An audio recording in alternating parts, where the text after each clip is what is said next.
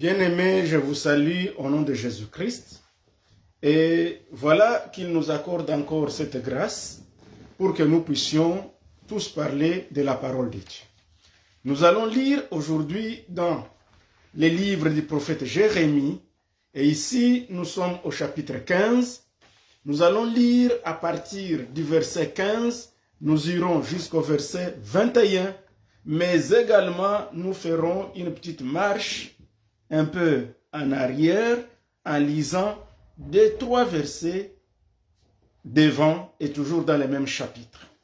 Alors, bien-aimés, bienvenue. Partagez la vidéo. Vous pouvez aussi l'aimer et vous pouvez aussi en faire part surtout aux autres. Et je suis convaincu, juste un peu de temps, soyez patients de suivre la parole de Dieu car il est notre nourriture de chaque jour. C'est le pain de vie, c'est l'eau vive qui nous bénit, c'est l'eau vive qui nous rafraîchit tous les jours au nom de Jésus-Christ. Nous lisons Jérémie 15, verset 15. Tu sais tout, ô Éternel.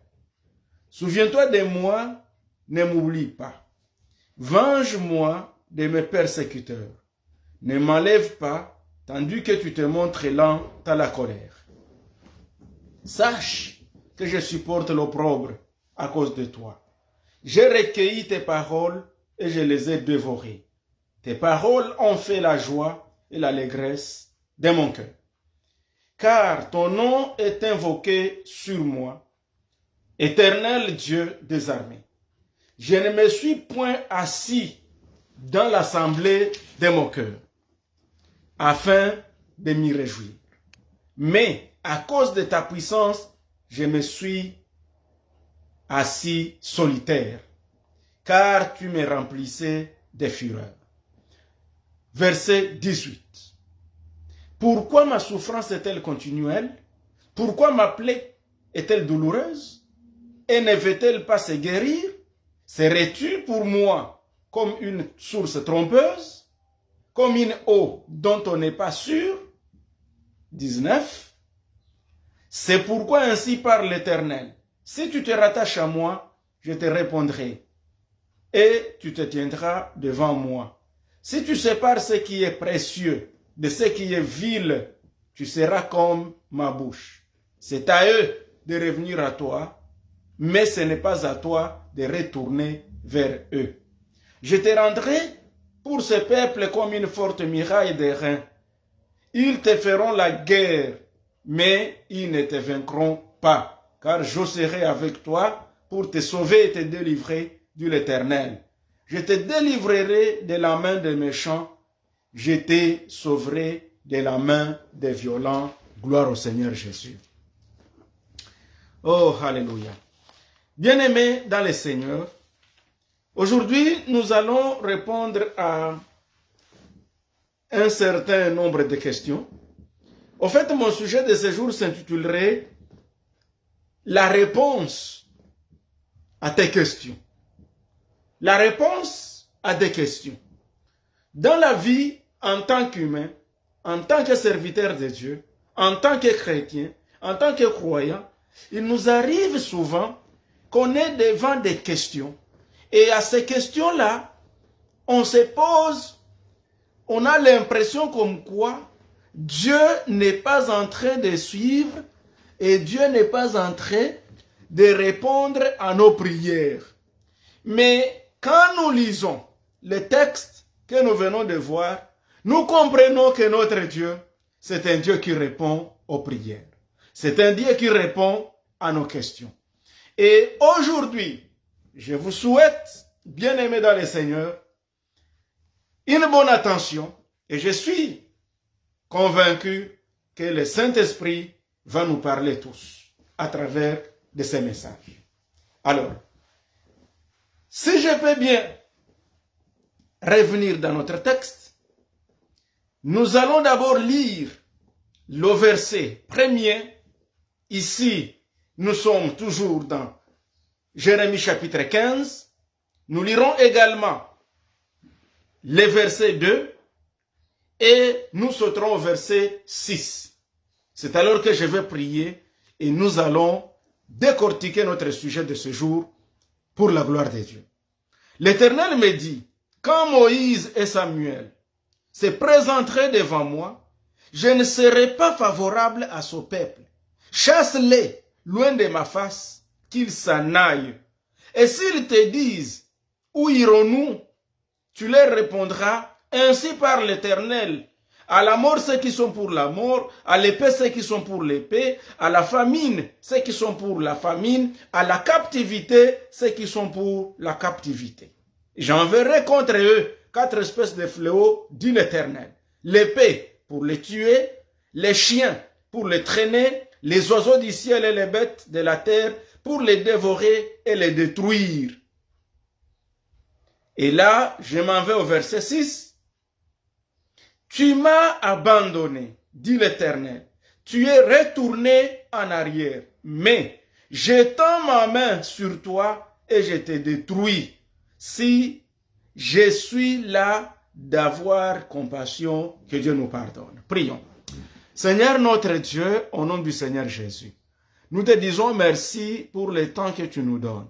Nous avons besoin de ta révélation. Saint-Esprit, donne-nous la fraîcheur de la parole. Donne-nous la révélation dont nous avons besoin afin d'être édifiés par ta parole et d'édifier ton peuple. Guéris ceux qui sont malades au milieu de nous et réponds aux questions de tes enfants au nom du Seigneur Jésus. Amen. Alors, comme je disais, le Seigneur répond aux questions. En venant de lire ce texte, alors, il s'inscrit dans les contextes selon lesquels nous avons le prophète Jérémie. Le prophète Jérémie, c'était un prophète que le Seigneur avait choisi afin de pouvoir transmettre les messages au roi d'Israël et au peuple d'Israël. Et ici, dans les cas précis, c'était à Juda. Et quand nous parlons de Juda, nous voyons le royaume du sud avec sa capitale à Jérusalem. Mais évidemment, il y avait aussi certains messages qu'il transmettait aussi en référence avec le royaume du nord, parce que le royaume du nord à ce temps ici était déjà amené en captivité. Ainsi donc, Jérémie reçoit l'appel divin et le Seigneur commence à lui parler. Et quand le Seigneur lui donne les messages, il va directement pour transmettre les messages comme le Seigneur le lui avait demandé. Malheureusement, tous les messages que le Seigneur lui donnait, lui créait, je dirais, des problèmes. Parce que, au lieu qu'il soit bien reçu par les peuples, parce que Jérémie disait au peuple, dès lors que vous avez abandonné l'Éternel, vous avez fait marche en arrière, comme on vient de le dire, dès lors que vous vous êtes conduit très mal, vous vous êtes prostitué, vous m'avez abandonné, moi l'Éternel votre Dieu. Je vous avais sorti du pays d'Égypte, de la souffrance.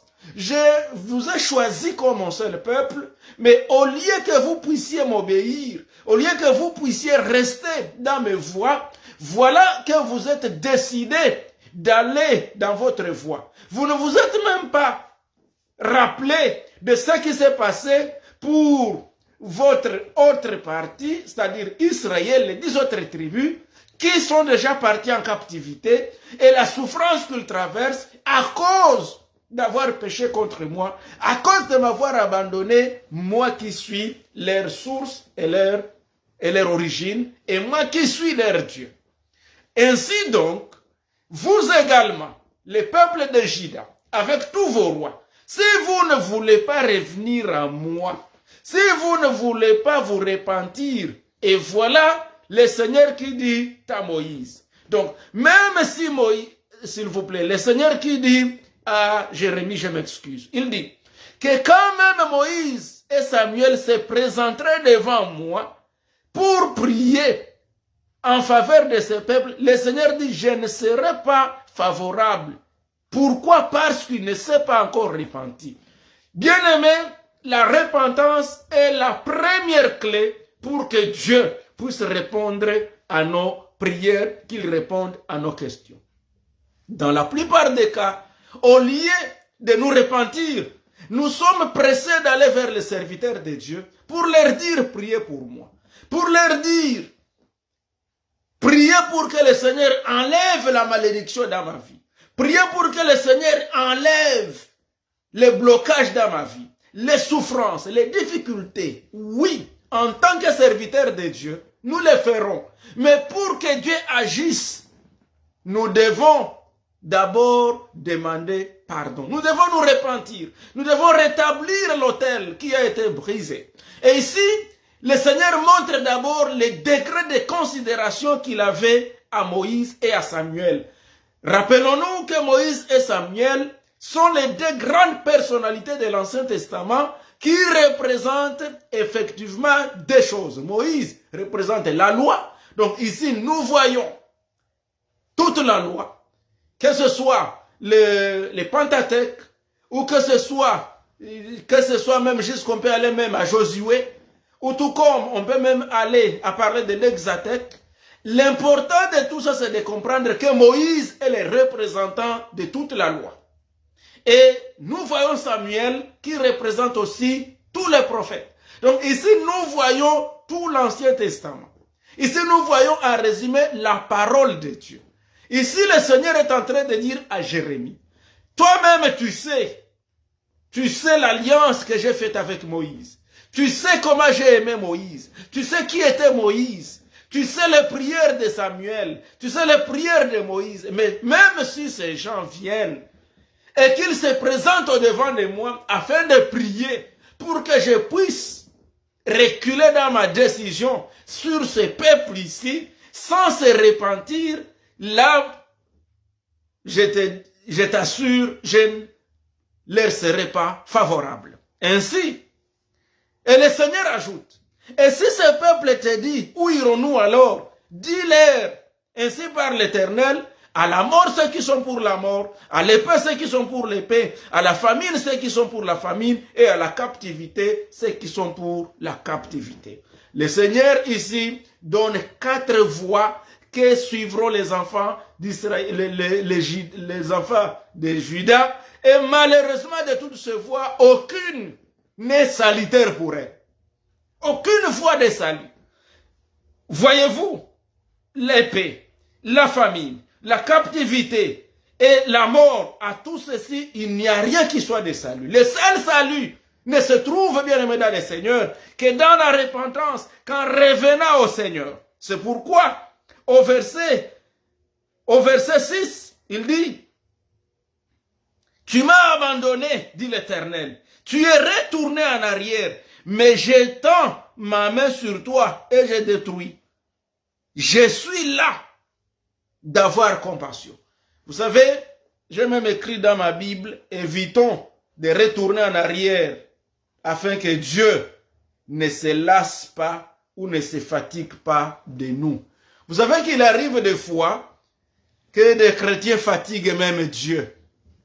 Il arrive des fois que les serviteurs de Dieu fatiguent Dieu. Et c'est très dangereux. Lorsque nous continuons à faire les péchés, lorsque nous vivons dans les désordres, le Seigneur vient nous reprend, il nous dit ceci, nous ne voulons rien changer. Finalement, le Seigneur arrivera un jour à se lasser de nous, à se fatiguer de nous. Et ma prière, qu'ils ne sont pas ainsi pour toi, que tu continues à avoir grâce devant lui. Alors, vu ceci, Jérémie se retrouve devant un fait accompli. Il aime son peuple. Il prie pour son peuple. Il donne des réprimandes à son peuple. Il reprend son peuple. Il dit, mais finalement, je leur dis ce qui suit. Ils ne veulent rien entendre.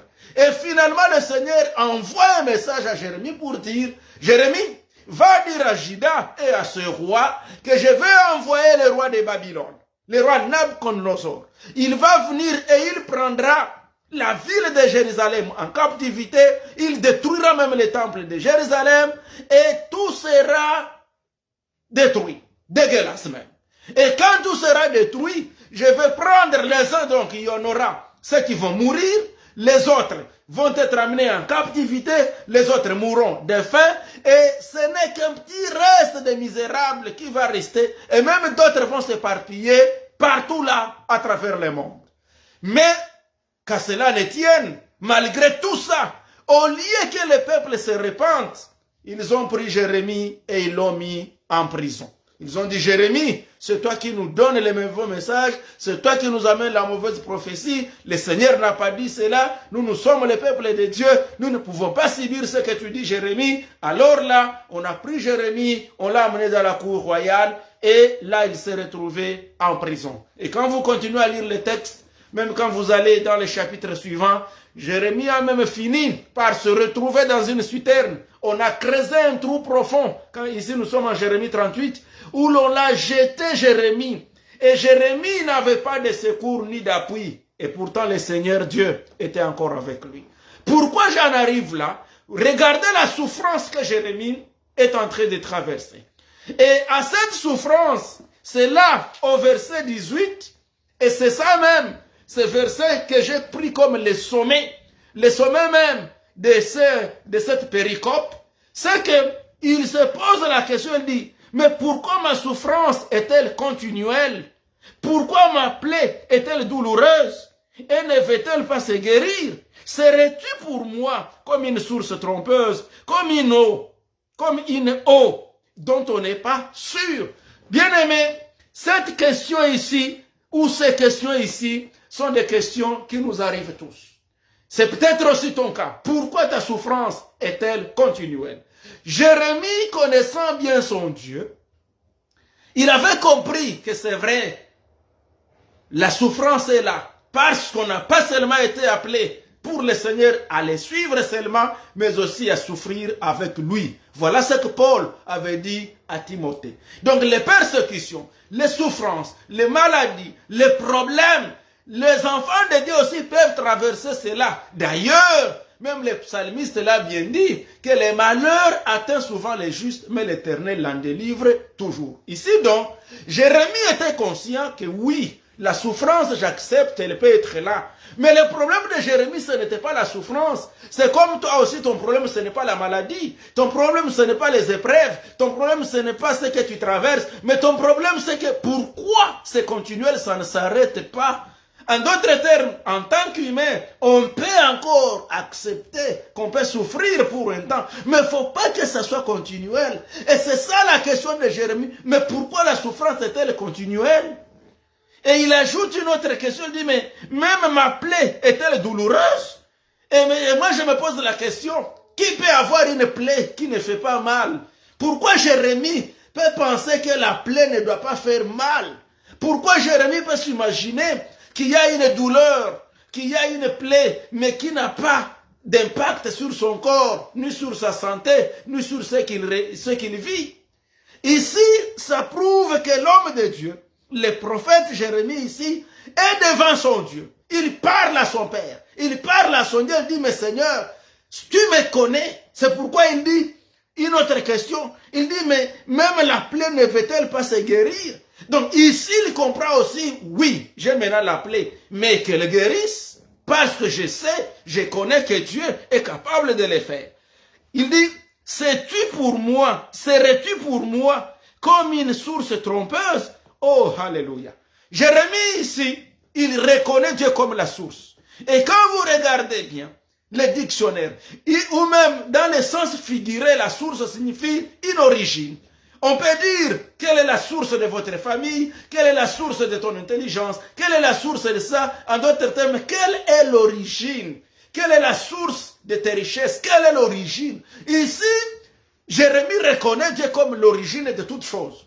Il reconnaît Dieu comme celui qui est le chef, le principe fondamental même de toute existence. Il le reconnaît. Mais il se dit, mais c'est comme si cette source-là devient trompeuse. En d'autres termes, c'est comme si je me suis appuyé sur toi, mais tu n'as pas réagi. Tu n'as pas réagi tel que je m'attendais à toi. Et pourtant, je te connais. Enfin, il dit, mais tu es comme une eau dont on n'est pas sûr. Ici, il ajoute encore un mot important, l'eau et la sûreté. Vous savez, quand on voit une source, c'est là où jaillit l'eau. C'est de là que sort l'eau du sol. Et généralement, une eau qui vient de la source est une eau propre, est une eau filtrée. C'est une eau qui n'a pas de problème, elle est limpide. C'est une eau, quand vous la buvez, franchement, vous avez la fraîcheur sur votre cœur. Et vous pouvez bien étancher votre soif. Donc ici, voilà la description que Jérémie fait de son Dieu. Mais ici, nous sommes au verset 18. Mais pour répondre, Jérémie lui-même commence d'abord à se répondre. Et là, on revient du verset 15 jusqu'au verset 17. Ici, donc, j'ai mon sommet au verset 18, mais qui est encadré par une première base du verset 15 au verset 17 et une autre base que nous trouvons du verset 19 jusqu'au verset 21. Alors, il s'agit ainsi donc de quelque chose comme une pyramide. Et ici, j'ai le sommet, c'est le verset 18, et j'ai la base où je peux bien pouvoir d'autres segments. Donc, je suis du côté du verset 15 jusqu'à 17 et le verset 19 jusqu'à 21. Alors, mettez cette image en tête pour que vous compreniez où est-ce qu'on en est avec les questions. Je t'ai dit, mon sujet s'intitule « La réponse à tes questions ». La réponse à mes questions. Quelles sont mes questions? Les questions sont telles que, ce sont les mêmes questions de Jérémie. Pourquoi la souffrance est continuelle? Pourquoi ta plaie est-elle douloureuse? Pourquoi elle ne se guérit pas? Pourquoi Dieu serait-il présenté comme s'il était une source trompeuse? Pourquoi serait-il vu comme s'il était une eau qui n'est pas sûre? Et voici les réponses à de telles questions. La Bible nous dit ce qui suit au verset 15. Alléluia. Jérémie commence par répondre. D'abord, ici, il s'adresse directement à son Dieu. On dirait il a les questions dans sa tête. Il a des questions dans sa vie, au vu effectivement de ce qu'il traverse. Mais ce qui est intéressant ici, c'est que Jérémie trouve la solution en son Dieu. C'est pourquoi au verset 15, il dit, tu sais tout, ô Dieu. Alléluia. Le fait de dire que Dieu sait tout, ici Jérémie comprend que son Dieu est omniscient. Omniscient. Et si je peux ajouter même ses autres qualités, il est omniscient, omnipotent et omniprésent. Bien-aimé, ton Dieu connaît tout. Tout ce que tu connais, toutes tes souffrances, toutes tes épreuves, notre Dieu connaît tout. Jérémie donc nous interpelle que tu n'as rien à lui dire qu'il ne connaisse pas. Tu n'as rien à l'informer. Il sait ta souffrance. Il sait que tu as la plaie. Il sait que là où tu es assis en problème. Il sait tout ce qui t'entoure. Il sait toutes tes épreuves. Il sait tout ce que tu traverses. Mon frère, quelles que soient toutes tes questions là, il connaît tout. Et pas seulement qu'il connaît, mais il a aussi la solution à tout. C'est pourquoi je vous invite, bien-aimés dans le Seigneur, à considérer d'abord cet élément. Pour que tu trouves des solutions à tes problèmes. Première chose, connais ton Dieu. Qui est ton Dieu? De quoi est-il capable? Est-ce que tu comprends mieux? Est-ce que tu te rappelles qu'il connaît ta situation? Il nous arrive des fois, nous plairons. Nous faisons comme si Dieu ne nous connaît pas. Jérémie lui a compris. Oui, tu connais tout. Amen. Il connaît tout. Il sait tout. C'est ainsi donc qu'il lui redit, alors souviens-toi de moi et ne m'oublie pas. Des fois, nous pensons que Dieu nous a oubliés. Mais la Bible nous dit, un enfant, une mère qui allait, peut-elle oublier l'enfant qu'elle allait? Ici, nous sommes dans Ésaïe. Et le Seigneur dit, et même s'il arrivait qu'une mère qui allait oublie son bébé, moi l'Éternel ton Dieu, je ne t'oublierai jamais. Il ne t'oublie pas. Mais comprends, dans Ésaïe 54, la Bible nous dit, quelques instants, je t'ai caché ma face. Quelques instants, tu ne m'as pas vu. Quelques instants, je fais comme si je ne te vois pas. Quelques instants, je fais comme si tu es seul. Mais par ma grande compassion, je te recueillerai.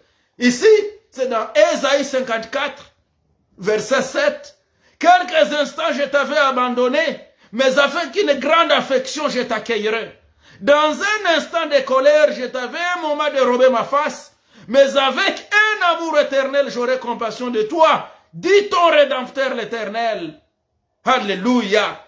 Et le verset 10, quand les montagnes s'éloigneraient, quand les collines chancelleraient, mon amour ne s'éloignera point de toi et mon alliance de paix ne chancellera point, dit l'Éternel qui a compassion de toi. Gloire au Seigneur Jésus. Une fois tu connais ton Dieu, mets ça à l'esprit. C'est vrai, tu as des questionnements, la douleur est là, la souffrance est là. Mais, comme je vous ai dit, la fois passée, tu n'es pas seul dans ces bateaux. Tu n'es pas seul dans cette souffrance. Tu n'es pas seul avec ta plaie. Tu n'es pas seul dans ta douleur. D'ailleurs, Paul, quand il a compris ces choses, il a dit, ce n'est plus moi qui vis, mais c'est Christ qui vit en moi. Bien-aimé, si tu souffres et que tu t'es déjà repenti et que tu sais que ta conscience ne te condamne en rien, rappelons-nous du sujet dont j'avais parlé autrefois, les témoignages de notre conscience. Si les témoignages de ta conscience, si ta conscience ne t'accuse de rien, bien-aimé, supporte la souffrance, c'est pour un temps. C'est pour un petit temps. Elle ne restera pas. Heureusement, Jérémie a dit, pourquoi ma souffrance est-elle continuelle? Mais il n'a pas dit pourquoi ma souffrance est-elle éternelle. C'est-à-dire quoi? Elle peut être continuelle, mais pas éternelle, ta souffrance. Ton épreuve n'est pas éternelle. Ta maladie n'est pas éternelle. Ta misère n'est pas éternelle. Tes blocages ne sont pas éternels. Ce que tu vois là, ce n'est pas éternel. Le Seigneur est là. Si seulement tu comprends qu'il est là, il est là et il vient pour te secourir. Que Dieu t'aide. Que Dieu vienne à ton secours au nom du Seigneur Jésus. Il ajoute, il dit, venge-moi de mes persécuteurs. Ici, Jérémie, il cherche la vengeance de ses persécuteurs. Mais bien aimé, je vais vous dire, tu n'as pas besoin que tu demandes à Dieu de te venger de tes persécuteurs, car il sait mieux s'occuper de nos persécuteurs que nous-mêmes. Il sait mieux s'occuper. Savez-vous que toi, tu peux punir quelqu'un et ta limite de la punition, de la sanction, en tant qu'humain, c'est seulement la mort. Nous tous, c'est quand nos ennemis meurent que nous pensons que maintenant ils en ont eu pour leur compte. Mais Dieu, lui, il a le pouvoir de punir même nos ennemis, même après la mort. Parce que lui, la mort, ce n'est pas la fin. Après la mort, Dieu lui-même, il rétribue tout cela qui nous ont fait du mal, même jusque dans la Géhenne. Il leur donne le châtiment éternel. Donc, comprenez que tu n'as pas besoin de te venger. Laissons la vengeance à l'Éternel. Pourquoi ta souffrance est-elle continuelle? Comprends ces choses. Il ajoute, il dit dans sa prière, ne m'enlève pas. Tu te montres lent à la colère. Amen. Ne m'enlève pas, tandis que tu te montres lent à la colère. Sache que je supporte l'opprobre à cause de toi. Alléluia. Ça me bénit. Il dit, Jérémie dit, Seigneur, je sais que tu es lent à la colère. Mais moi là, ne m'enlève pas. En d'autres termes, faut pas permettre que je meure. Faut pas permettre que cette douleur, que cette souffrance m'emporte. Et surtout que tu sais, ça c'est très important, sache que je supporte l'opprobre à cause de toi. Ça j'aime. Donc Jérémie a amené Dieu à le prendre sur ce mot.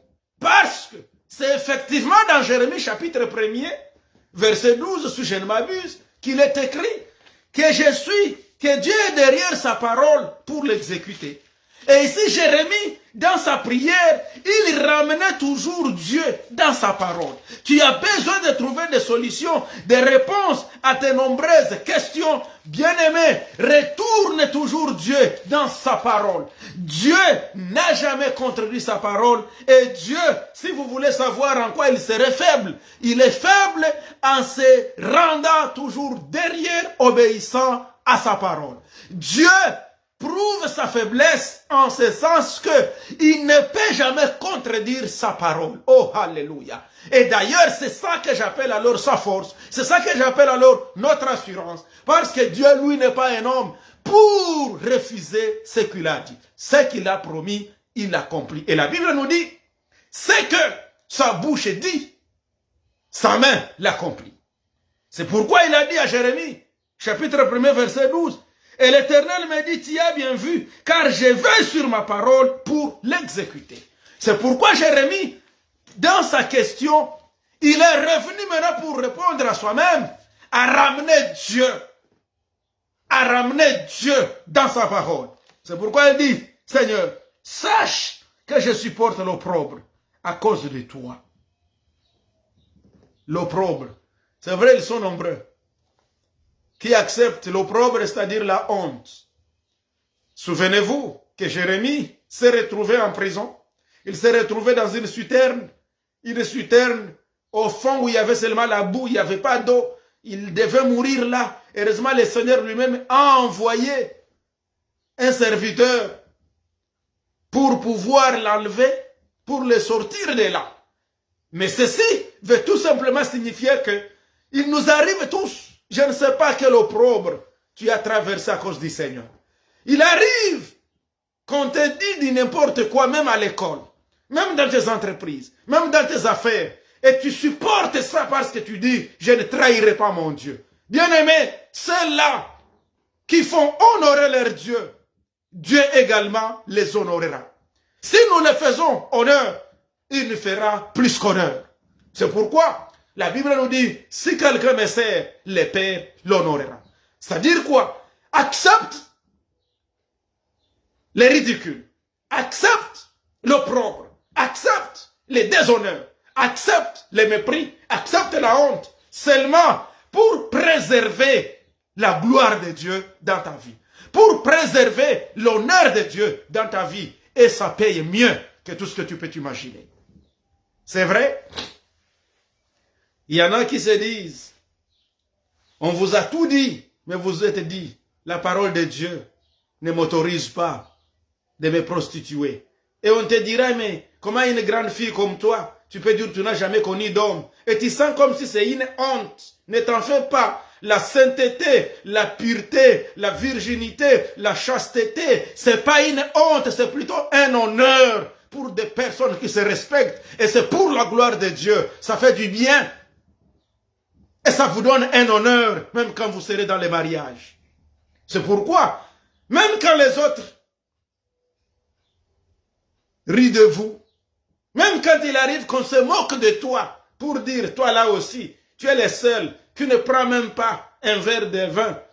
Tu ne prends même pas ça. Tu ne prends pas ça. Où est le mal dans ça? Et quand toi tu refuses à cause d'honorer ton Dieu, tu deviens comme ridicule. On te dit, mais toi aussi avec ton poste, comment avec ton poste tu peux refuser de prendre, je ne sais pas moi, un verre de Johnny Walker, un verre de ceci ou de cela? Mon frère, Jérémie a reconnu qu'il a supporté l'opprobre à cause de Dieu. Est-ce que tu peux aussi supporter l'opprobre seulement pour la gloire de Dieu? Et si tu l'as fait, bien-aimé, reconnais que Dieu est juste. Et Jérémie ajoute, il dit, j'ai même recueilli tes paroles et je les ai dévorées. Alléluia. Donc Jérémie faisait la lecture, il faisait la méditation de la parole de Dieu. Et il ajoute, il dit, tes paroles ont fait la joie et l'allégresse de mon cœur. Savez-vous, bien-aimés dans le Seigneur, que ce qui fait la joie et l'allégresse de notre cœur produit ce que nous sommes et ce que nous serons. La parole de Dieu. Si tu peux encore lire la parole, et qu'elle te donne la joie, qu'elle te donne l'allégresse, qu'elle te donne la force, et que tu sentes qu'avec la parole de Dieu, tu es réconforté. Peu importe la souffrance, peu importe cette douleur-là, qui est continuelle, tout ce qui a des débuts a une fin. Elle aura sa fin, et la gloire qui triomphe de ce monde a toujours été notre foi. 1 Jean 5, verset 4b. Et la victoire qui triomphe du monde est notre foi. Donc, ne vous découragez pas. Il dit, car ton nom est invoqué sur moi, et Dieu des armées. éternel Dieu des armées. Donc ici, il a reconnu son identité. Pas seulement que Jérémie reconnaît son Dieu, pas seulement que Jérémie reconnaît aussi ses qualités morales, pas seulement que Jérémie peut lui-même donner les témoignages de sa conscience sans honte, ni peur d'être contredit par Dieu qui voit tout, mais aussi, il ajoute, il dit que ton nom est invoqué sur moi. Or, dans 2 Chroniques 7, 14, il était bien dit que si, alléluia, mon peuple sur qui est invoqué mon nom s'humilie, prie, abandonne ses mauvaises voies et cherche ma face, des cieux, j'écouterai, j'exaucerai sa prière et je guérirai son pays. Jérémie savait ça, que comme l'Éternel est invoqué, son nom est invoqué sur moi. Qu'est-ce que signifie que le nom du Seigneur est invoqué sur toi? Le nom du Seigneur que nous avons, ça s'appelle Christ. C'est pourquoi on nous appelle des chrétiens. Un chrétien, c'est-à-dire un partisan du christianisme vrai. Ici, nous sommes dans Acte 11, 26. À Antioche, les premiers disciples ont été appelés chrétiens parce que quand on s'approchait d'eux, leur comportement, leur façon de vivre, leur agir, leurs paroles, leurs actions, ça reflétait le Christ. Voilà pourquoi on les a appelés des chrétiens. Donc ce sont des gens sur qui le nom du Christ est invoqué sur eux.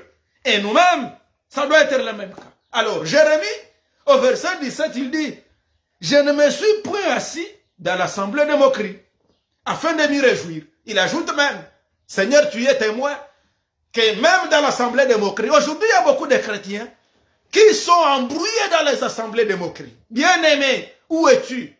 La question que Dieu avait posée à Adam, où es-tu? Où sommes-nous aujourd'hui? Il y a beaucoup de serviteurs de Dieu qui se classent dans ce qu'ils appellent la cour des grands. La cour des grands, quand vous allez loin, vous vous rendez compte qu'il s'agit d'un groupe de gens qui commencent à toucher des choses non admises par la parole de Dieu, pour avoir leur gloire propre, pour avoir leurs honneurs propres, pour pouvoir des fois même escroquer les gens, pour pouvoir marcher sur les têtes des gens. Ils s'appellent ça la cour des grands. Et là, il y en a qui, ils se sont créés même leur propre Bible dans la cour des grands. Ils peuvent prendre l'alcool, ils peuvent s'enivrer, ils peuvent avoir des femmes qu'ils appellent femmes du ministère. Et pourtant, ils ont leurs propres femmes à la maison. Et là, quand ils commettent les péchés, personne ne peut les excommunier parce qu'ils sont dans la cour des grands. Ça s'appelle ici assemblée de moqueurs. Et Jérémie dit, Seigneur, tu sais, je ne me suis jamais assis dans l'assemblée des moqueurs. L'assemblée des moqueurs, c'est un endroit où les gens, soi-disant chrétiens, font semblant et pourtant, à l'église, à la chair, ils se montrent comme des chrétiens. Alors que, dans leur coin secret, le Seigneur ne les a jamais connus. Que Dieu nous pardonne. Bien-aimé, regarde-toi où es-tu. Es-tu dans une assemblée de moqueurs? Jérémie lui s'est dit, Seigneur, tu sais, je ne me suis jamais réjoui dans l'assemblée des moqueurs. Donc beaucoup de gens se réjouissent aujourd'hui lorsqu'ils voient des personnes qui se moquent des chrétiens et des serviteurs de Dieu. Mais Jérémie dit, mais à cause de ta puissance, je me suis assis solitaire. Oh, gloire à Dieu. Bien-aimé, on a toujours dit, il y a une expression française qui dit que des fois, il vaut mieux être seul que d'être mal accompagné. C'est ça, ce que Jérémie dit aussi. Il dit, j'ai décidé d'être solitaire. Vous savez, à un certain moment, la solitude vaut mieux que de se retrouver dans une assemblée des aventuriers, dans une équipe de malfaiteurs, dans une équipe de faux chrétiens, de faux juifs, de faux frères. Bien-aimé, où es-tu? Il existe beaucoup d'associations. Oh, association des pasteurs, association d'évêques, association, je ne sais pas moi, de prêtres, association d'apôtres, association, je ne sais pas moi, de bishops, association d'évangélistes, association de prophètes. Je ne sais pas. dit n'importe quoi. Mais Jérémie lui s'est dit, je ne me suis jamais assis dans une assemblée de moqueurs. Je ne suis pas contre les associations. Mais que ces associations-là soient toujours patronnées par le Seigneur Jésus-Christ. Que ce soit des assemblées, que ce soit des réunions d'hommes et de Dieu, des femmes qui glorifient le Seigneur Jésus-Christ, comme les disciples qui étaient réunis lorsque le Saint-Esprit est descendu. Ils étaient tous en un même endroit, en un même lieu, avec une même pensée. Tous attendaient la présence du Saint-Esprit. Mais aujourd'hui, est-ce que c'est le cas? Jérémie ne s'était jamais retrouvé assis dans des assemblées de moqueurs. Que Dieu nous aide, bien-aimés dans le Seigneur. Alors, au vu de cela, le Seigneur ne pouvait pas rester bouche bée. Parce que Jérémie, il est seul. Et il dit, à cause de la puissance de Dieu, je suis resté solitaire. Que la puissance de Dieu te touche là où tu es, dans la solitude. Si tu es solitaire, en train de méditer sur les choses de Dieu, pas la solitude en train de méditer le suicide, pas la solitude en train de méditer le mal, pas la solitude en train de méditer le péché, la solitude en train de méditer sur la grandeur de Dieu, la solitude en train de méditer sur la gloire de Dieu, en train de compter les bienfaits du Seigneur. Tu es retiré toi-même, tu prends une retraite. Tu acceptes de rester seul, mais tu n'es jamais seul si Dieu est avec toi. C'est ce que Jésus avait dit à ses disciples. Il dit, vous n'êtes pas seul. Il dit, des fois Jésus dit, je suis seul, mais je ne suis pas seul car mon Père est avec moi. Alors, nous voulons cette solitude humaine, mais rattachée avec Dieu. C'est pourquoi le Seigneur maintenant, il prend la parole au verset 19 et il dit, pour répondre maintenant à Jérémie. Alléluia. Il dit, c'est pourquoi ainsi parle l'Éternel. Si tu te rattaches à moi, je te répondrai. Alléluia. Oh, bien-aimé dans le Seigneur. Et le psalmiste David, il dit, pour moi, me rattacher à Dieu, c'est ça mon bien. Le psaume 78.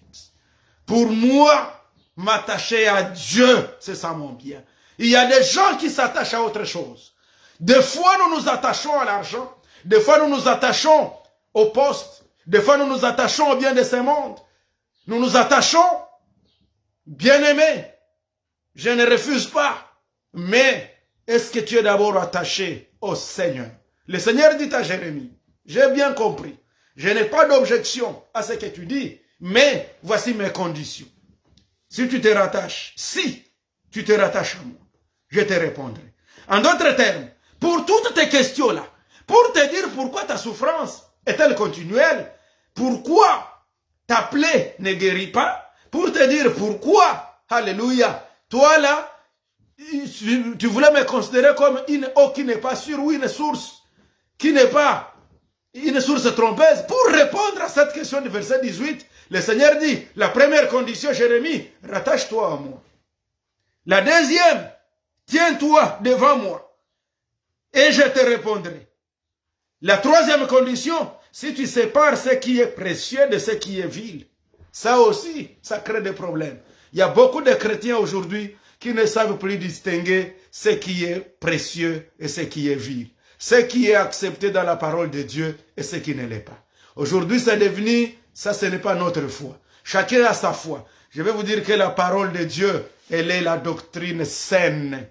Oh, bien-aimé, vous savez, prendre une seconde femme et rompre votre mariage, faire ceci ou cela. Bien-aimé, vous savez, et vous enivrer, prendre ceci ou cela, faire ceci ou cela. Quand vous venez, vous lui dites, c'est pas biblique, il dit, ce n'est pas notre foi. Là, on est dans la confusion. Aujourd'hui, le monde est dans la confusion. Les gens ne savent pas différencier ce qui est précieux. Ils ne savent pas différencier les objets à respecter et ce qui est vil. Aujourd'hui, les gens utilisent l'église comme ils veulent. Aujourd'hui, les gens utilisent même la chair comme ils veulent. On oublie que les lieux saints existent et que nous devons les respecter. Souvenons-nous bien, aimés dans le Seigneur, de ce qui s'était passé avec le roi Belchazar Ici, nous sommes dans le livre de Daniel. Il a pris les objets qui étaient consacrés seulement au culte. Il les a utilisés. Il a pris les verres, il a pris les calices, il est allé avec pour prendre son vin avec ses concubines. Et la surprise, le roi Belshazzar a vu la surprise. Il a vu, c'était écrit sur les murs, Mene, Mene, Tekel et Perse. C'était juste pour dire que Mene, Mene, Tekel et Persine, c'était juste pour dire, pesez, pesez, ton royaume a été prouvé en dessous de la balance et il a été divisé et il a été donné aux autres. Et aujourd'hui, beaucoup d'enfants de Dieu, nous serviteurs de Dieu, nous les chrétiens, il nous arrive de fois, nous ne comprenons pas que jusqu'à présent, il faut séparer ce qui est précieux de ce qui est inutile, de ce qui est vil. Que Dieu nous pardonne et que Dieu nous aide. Même quand nous donnons nos offrandes, même quand nous parlons au peuple de Dieu, même quand nous passons la communication, même quand nous faisons du n'importe quoi. Bien-aimé, est-ce que tu peux encore faire la différence? Et ceci, à un moment donné, ça dérange. Parce que vous voyez, même aujourd'hui, vous ne savez plus différencier des tenues des serviteurs de Dieu et des tenues du monde. Aujourd'hui, je m'excuse, il arrive des fois, vous regardez d'autres chrétiens, même la façon de se coiffer, la façon de vivre, la façon de se comporter, la façon... On n'est plus différent de ce monde. On ne sait plus séparer ce qui est précieux de ce qui est vil. Je ne sais pas. Ça, c'est ma façon de voir les choses en ce niveau-là. Je ne condamne personne pour sa tenue. Je ne condamne personne pour sa coiffure. Je ne condamne personne pour sa façon. Mais je me dis, est-ce que on peut encore dire comme Jérémie que je ne me suis jamais assis dans l'assemblée de mon cœur? Que Dieu nous pardonne. Vous avez besoin de réponses à toutes vos questions. Voici les conditions. Sache différencier, séparer. Et alors le Seigneur répond, je vais terminer, il dit ce qui suit. Si tu sépares ce qui est précieux de ce qui est vil, c'est alors que tu seras comme ma bouche. Donc la séparation. En d'autres termes, c'est alors que toi-même, tu pourras parler. Donc en d'autres termes, si tu arrives à ce degré, tu n'as plus besoin de dire pourquoi ma souffrance est-elle continuelle. Tu as juste à dire, arrête, au nom de Jésus-Christ. Je parle en tant que serviteur de Dieu. Toi, ma souffrance, arrête au nom de Jésus-Christ. Arrête au nom du Seigneur Jésus. Toi, ma maladie, tu as pris longtemps dans mon corps. Au nom de Jésus, je déclare, stop. Et la guérison, comme le Seigneur fera ta bouche de sa bouche, alors quand tu déclareras, ça ne sera plus toi, mais c'est le Seigneur qui viendra sceller les paroles de ta bouche et ça va s'accomplir. Si c'est ta misère, alors tu ne diras plus que Dieu se présente comme une eau trompeuse, comme une source trompeuse, mais maintenant tu diras, oui Seigneur, tu es l'origine de tout. Oui Seigneur, tu es juste. Oui Seigneur, ce que tu as dit s'accomplit. Je ne sais pas si vous êtes en train de comprendre la procédure à suivre. Vous savez, la Bible nous dit que nous avons le pouvoir. Jésus a dit, je vous ai donné le pouvoir de marcher sur les serpents et les scorpions et rien ne pourra vous nuire. Il dit, guérissez les malades, purifiez les lépreux. Vous avez reçu gratuitement et donné gratuitement. Jésus était en train de nous rappeler que nous avons un pouvoir. Mais des fois, le pouvoir de proclamer nos bouches ne deviennent pas la bouche de Dieu parce que nous ne sommes pas encore arrivés à ce niveau-là de pouvoir nous attacher à Dieu, à ce degré-là de pouvoir accepter d'être solitaire pour la gloire de Dieu, de pouvoir nous tenir devant lui et de séparer ce qui est précieux de ce qui est vil. Ce n'est que lorsque nous arrivons à ce niveau que notre bouche deviendra la bouche du Seigneur. Que Dieu fasse de sa bouche ta bouche. Au nom de Jésus. Est-ce que quelqu'un peut dire Amen? Alléluia. Que Dieu fasse de ta bouche sa bouche. Que lorsque tu dis un mot, que la chose s'accomplisse. Regardez comment il avait fait avec Moïse. Il a fait Moïse un Dieu devant Pharaon. Et je me rappelle, bien aimé dans le Seigneur, un jour, je suis allé au lit. J'avais des douleurs terribles. Des douleurs terribles au niveau de l'omoplate. J'ai passé toute une nuit. Je ne tournais pas. Et d'ailleurs, je me rappelle, ça doit être le dimanche passé, quand je parlais, je ne sais pas c'était de quel sujet dont je parlais le dimanche passé encore, mais au moins, ce qui m'a beaucoup réconforté, c'est que c'est revenu à moi que non, mais tu enseignais que tu peux dire à telle chose, arrête-toi, arrête.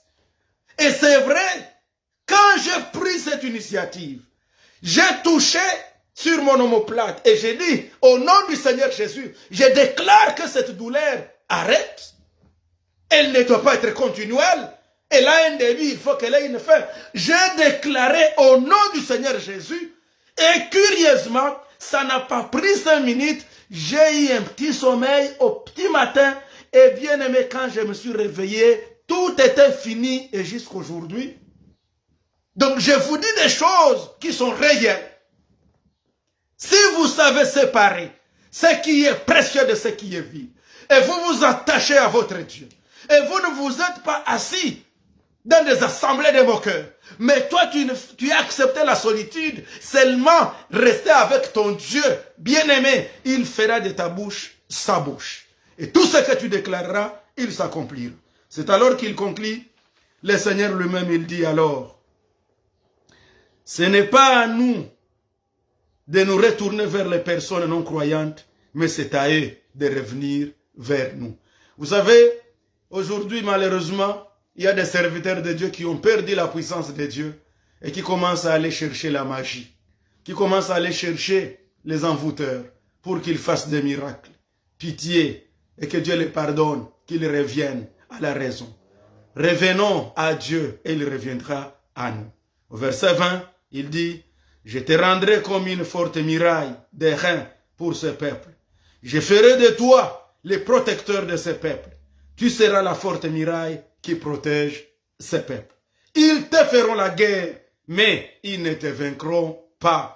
Dis Amen. Ils te feront la guerre, mon frère. Ils te feront la guerre, ma soeur. Ils te feront la guerre, mon ami. Ils te feront la guerre de loin ou de près et ne te vaincront pas. Car je serai avec toi pour te délivrer et te sauver, dit l'Éternel. Je te délivrerai de la main des méchants, je te sauverai de la main des violents. Que le nom du Seigneur Jésus-Christ soit béni, que Dieu vous bénisse, que Dieu vous garde, qu'il réponde à toutes vos questions pour sa gloire au nom de Jésus.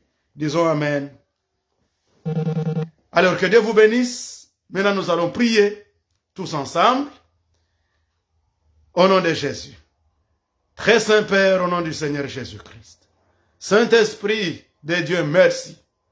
Merci pour ta présence. Merci pour ta parole. Bénis tout un chacun de nous. Tu as décidé, Seigneur, de faire de nos bouches ta bouche. Fais-les. Aide-nous, Seigneur. Là où nous nous sommes assis dans des assemblées de moqueurs. Pardonne. Pardonne, Seigneur. Pardonne, Seigneur. Au nom du Seigneur Jésus. Et surtout, que ceux qui nous font la guerre, qu'ils ne vainquent jamais, mais qu'ils échouent.